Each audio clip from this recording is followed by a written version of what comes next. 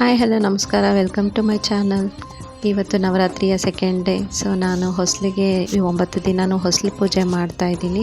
So ಹೊಸಲಿಗೆಲ್ಲ ಅರಿಶಿನ ಹಚ್ಬಿಟ್ಟು ಈ ಥರ ರಂಗೋಲಿ ಪುಡಿಯಲ್ಲಿ ರಂಗೋಲಿ ಹಾಕ್ಕೊಂಡು ಡೆಕೋರೇಟ್ ಮಾಡ್ಕೊಳ್ತಾ ಇದ್ದೀನಿ. ಕೆಲವರು ಪೇಂಟಲ್ಲೇ ಹಾಕ್ಬಿಟ್ಟಿರ್ತಾರೆ ರಂಗೋಲಿನ ಹೊಸಲಿಗೆ.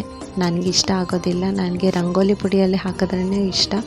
ಯಾಕಂದರೆ ನಾವು ದಿನಕ್ಕೆ ಒಂದೊಂದು ಡಿಸೈನ್ಸ್ನ ಹಾಕ್ಕೋಬೋದು. ಪೇಂಟಲ್ಲಾದರೆ ಎಷ್ಟು ವರ್ಷ ಆದರೂ ಅದೇ ಡಿಸೈನಲ್ಲೇ ಇರುತ್ತೆ, ನೋಡೋದಕ್ಕೂ ಚೆನ್ನಾಗಿರೋದಿಲ್ಲ. ಸೊ ಈ ಥರ ನಾನು ಇನ್ನೂ ಸ್ವಲ್ಪ ಕಲರ್ಫುಲ್ಲಾಗಿ ಕಾಣಿಸ್ಬೇಕು ಅಂತ ಕಲರ್ ರಂಗೋಲಿ ಪುಡಿನ ಯೂಸ್ ಮಾಡ್ಕೊಳ್ತಾ ಇದ್ದೀನಿ. ನೋಡಿ, ಈ ಥರ ನೋಡೋದಕ್ಕೆ ತುಂಬ ಚೆನ್ನಾಗಿದೆ ಅಲ್ವಾ? ಹಾಕ್ತಾಯಿದ್ರೇ ನನಗೆ ತುಂಬ ಚೆನ್ನಾಗಿ ಅನ್ನಿಸ್ತು.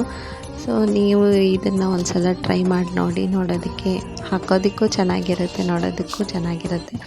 ಸೊ ನಾನು ಎಲ್ಲ ಮುಗೀತು ನೋಡಿ, ಈ ಥರ ಕಾಣಿಸ್ತು. ನೆಕ್ಸ್ಟ್ ನಾನು ದೇವರಿಗೆ ನೈವೇದ್ಯಕ್ಕೆ ಅಂತ ಶಾವಿಗೆ ಪಾಯಸ ಮಾಡಿದ್ದೆ. ನವರಾತ್ರಿಯಲ್ಲಿ ದಿನಕ್ಕೆ ಒಂದೊಂದು ನೈವೇದ್ಯನ ದೇವರಿಗೆ ಇಟ್ಟರೆ ತುಂಬ ಒಳ್ಳೆಯದು. ಸೊ ನಾನು ಇವತ್ತು ಶಾವಿಗೆ ಪಾಯಸನ ಮಾಡಿ ದೇವರಿಗೆ ಇಟ್ಟೆ.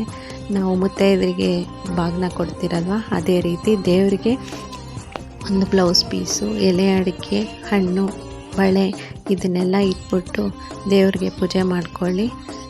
ನವರಾತ್ರಿ ಟೈಮಲ್ಲಿ ನಾವು ಎಷ್ಟು ಶ್ರದ್ಧೆಯಿಂದ ದೇವರಿಗೆ ಪೂಜೆ ಮಾಡ್ಕೊಳ್ತೀವೋ ನಮಗೆ ಅಷ್ಟೇ ಒಳ್ಳೆಯದಾಗುತ್ತೆ.